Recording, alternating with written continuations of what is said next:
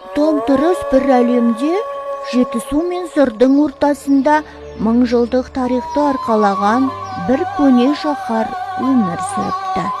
Оның аты Тараз еді. Ай мен күннің құпия сырын тыңдаған бұл қалада алтын өрнекті кесенелер мен аңызға айналған ғашықтар мекен еткен деседі. Айша бибі мен Бабаджы хатун осы өлкеде махаббат пен адалдықтың мәңгілік ертегісін жазып кетіпті. Талас өзені сиқырлы арнадай, әр тамшысы өткен күннің сыбырын күміс етіп жеткізеді.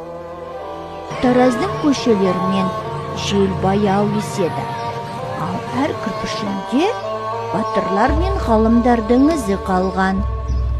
Бұл жай ғана қала емес, бұл тарих тыныс алатын ертегіге толы мекен.